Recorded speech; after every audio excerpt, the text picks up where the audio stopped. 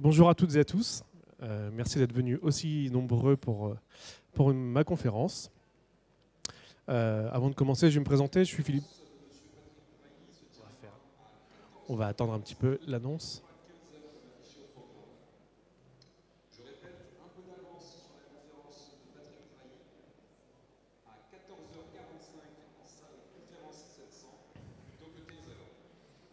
Ok. Donc je suis Philippe Serre, je suis consultant en digital chez. Je suis Patrick Drahi. Non, c'est ça.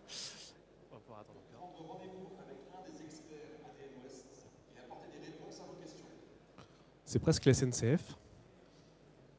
Allez, c'est parti. Donc je suis Philippe Serre, je suis consultant digital chez DigiWin, une société qui travaille sur la transformation digitale et le déploiement de solutions de digital workplace, collaboratif, intranet, site internet. Et j'interviens depuis maintenant 10 ans auprès des clients pour les accompagner sur le déploiement de solutions collaboratives. Et c'est le thème de la conférence d'aujourd'hui, qui est un enjeu majeur pour vous. Comment fédérer vos collaborateurs autour d'une digital workplace, ces outils qui aujourd'hui réunissent tous les services digitaux, les nouveaux services digitaux dans les entreprises. Je vais tâcher de vous montrer de manière opérationnelle, vous donner quelques astuces pour réussir vos projets de mise en place de solutions digital workplace qui sont issus de mon expérience, de notre expérience chez DigiWin, et qui vous permettront de repartir avec, j'espère, des outils pratiques. Avant de commencer, alors on a un petit décalage d'écran. Voilà. Je voulais repartir de quelques chiffres qui vont nous donner un contexte. Il a fallu 60 ans à la télévision pour atteindre le milliard d'utilisateurs, là où il a fallu quelques années seulement aux smartphones et aux mobiles pour atteindre ce chiffre. C'est important de comprendre ce contexte. On est en pleine transformation, les usages changent, les postures changent. Et ce changement est assez brutal pour nous, pour nos collaborateurs, pour les personnes. Et donc, c'est un prérequis pour bien imaginer le contexte digital dans lequel se trouve aujourd'hui tout le monde. Ils sont avec des contenus de plus en plus personnalisés, hyper personnalisés. Les réseaux sociaux en sont un exemple parfait, avec des contenus qui sont profilés en fonction de leurs habitudes, de leur consommation de contenus digitaux. Des contenus qui sont de plus en plus immersifs, des vidéos, des tutoriels, des guides, des sondages, un ensemble de tendances qui vont totalement changer les habitudes de consommation des produits digitaux pour tout le monde. Et de par l'avènement du mobile, toutes ces consommations de contenus digitaux sont aujourd'hui dans notre quotidien, dans votre quotidien, non pas en tant que personnel professionnel, non pas en tant que professionnel, mais en tant que personnel. C'est rentrer chez vous, dans vos maisons, dans vos foyers, dans vos habitudes quotidiennes de consommation. Également l'instantanéité. En 2018, dans le top 10 des applications mobiles les plus téléchargées, on retrouve les applications de messagerie instantanée. Le besoin de communiquer, l'usage de la communication s'est démocratisé d'une manière très forte et très rapide. On se rend compte que les règles du jeu ont énormément changé. Les collaborateurs, les collègues, tout le monde a repris le pouvoir sur l'information et sur la communication. Elle n'est plus descendante, elle est totalement transverse et omniprésente dans notre quotidien. Et l'enjeu pour vous, c'est de se poser, savoir comment les entreprises vont pouvoir réagir face à ce phénomène. Hop. Alors, voilà. Toutes les entreprises ont toujours bien mené leur collaboration. Ça fait partie du million d'entreprises. Travailler avec nos clients, collaborer avec nos clients, échanger avec nos clients, communiquer, partager, travailler ensemble. La collaboration est au cœur même des entreprises. Elle est maintenant également au cœur même des usages pour chaque personne au quotidien.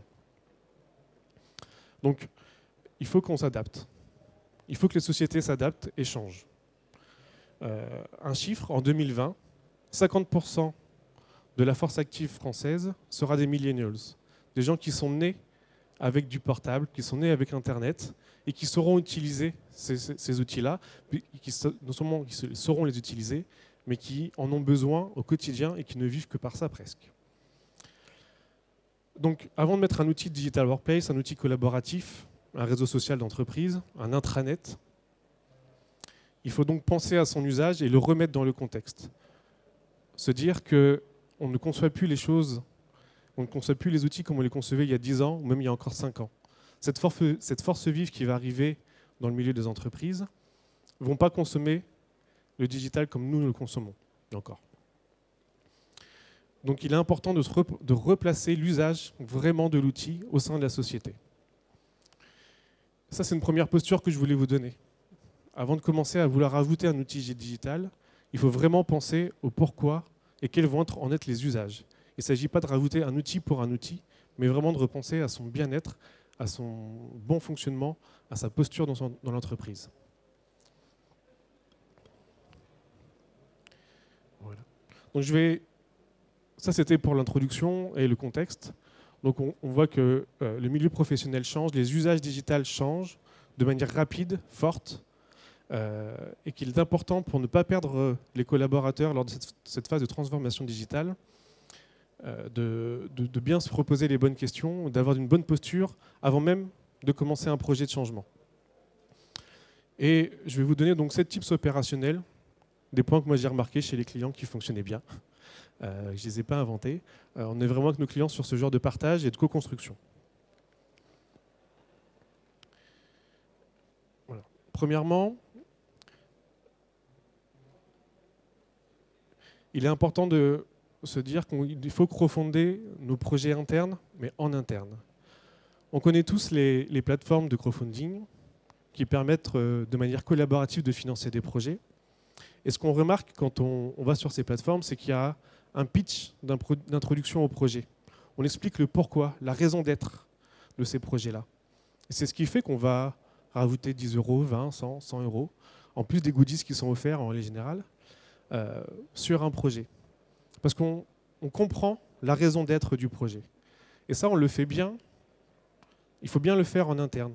Dès le départ, à l'initiation du projet, commencer par expliquer la raison d'être du projet à son équipe dirigeante, à ses collaborateurs, à l'équipe de pilotage. Il est important, dès le départ, de prendre soin à présenter son projet de transformation digitale, de mise en place d'un outil digital en interne. On le fait avec nos clients. On va voir nos clients, on présente nos services, on présente nos produits. On prend énormément de temps, d'investissement, d'argent à enrober, à expliquer pour qu'on puisse vendre notre produit ou notre service.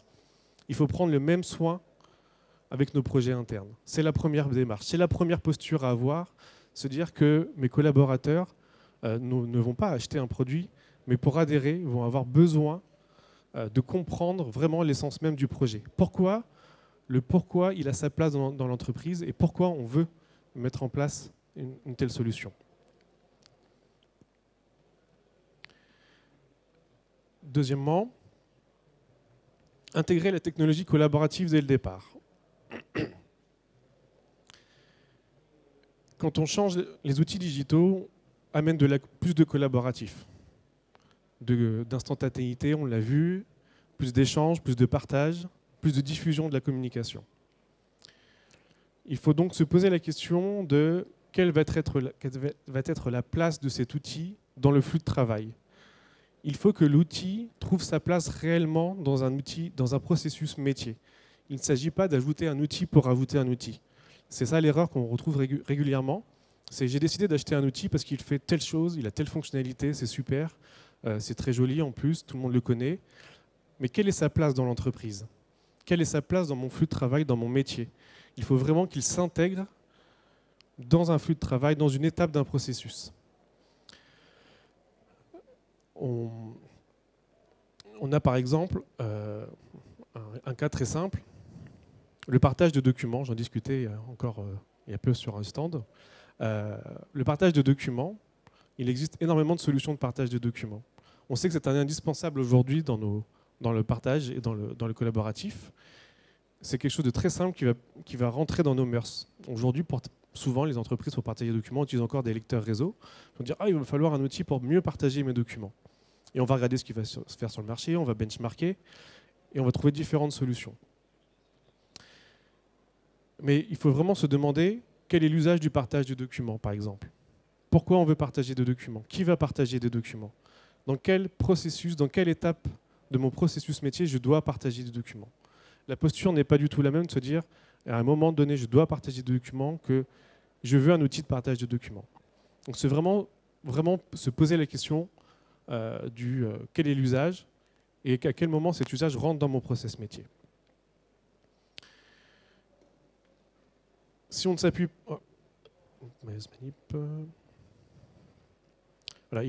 pour ça qu'il faut aller, dès le départ, se rapprocher des métiers, revoir leur processus métier, décidément, Monsieur Drahi.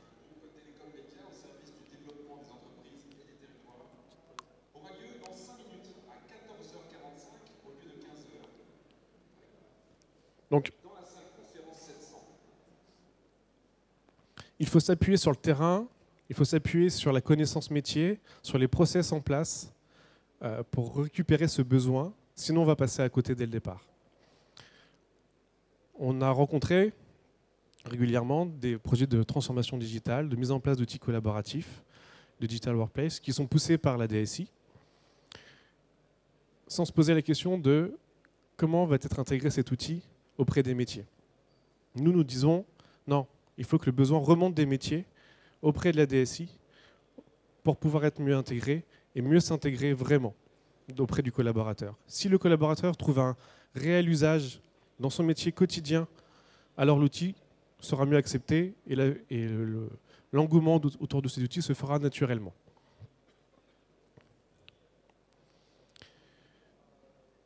Troisième étape, la communication. D'ailleurs, souvent, quand on partage autour de ce sujet, on nous dit « mais il faudrait que je communique dès le départ ». Non, il faut savoir attendre pour communiquer auprès de ses collaborateurs. Il faut savoir partager, échanger, diffuser que le projet est lancé et à quel point il va être utile, on en a parlé au début, utile auprès des collaborateurs. Mais il faut savoir le faire au bon moment. C'est pour ça que c'est un troisième point, ce n'est pas le premier point. Je n'ai pas commencé en disant communiquez, partagez, dites que vous mettez des nouveaux outils, dites que vous êtes en pleine transformation digitale.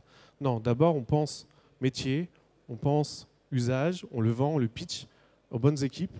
Et après, en troisième point, en troisième étape, on commence à diffuser et à communiquer auprès de ses collaborateurs, de l'ensemble de ses collaborateurs. Et cette étape, une fois qu'elle est bien maîtrisée, permettra de faire émerger des ambassadeurs, de faire émerger des champions, des personnes qui seront volontaires. Alors on sait par expérience qu'il va aussi y avoir des réfractaires, ça arrive, c'est normal, c'est la nature. Mais c'est surtout, on va s'appuyer sur ceux qui vont être tout de suite moteurs et qui vont répondre de manière positive à cette communication. Et ces personnes, ces ambassadeurs pourront être les piliers par la suite de l'intégration de cet outil et des plateformes collaboratives et digitales dans l'entreprise. Vous pourrez vous appuyer sur ces personnes-là pour diffuser les messages, pour diffuser les bonnes pratiques, pour diffuser également l'usage de cet outil. Vous pouvez vous appuyer sur eux pour faire des formations, pour communiquer, pour améliorer, pour benchmarker également, pour faire des retours avant de développer, passer à la phase technique. C'est vraiment ces personnes-là sur qui vous allez pouvoir, qui vont émerger. Et on se rendra compte que ce sont des personnes qui sont issues de tous les métiers.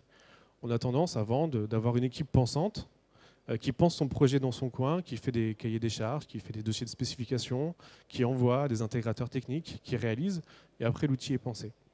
Si on intègre dès le départ le collaborateur, déjà on se rend compte que les besoins ne sont pas les mêmes.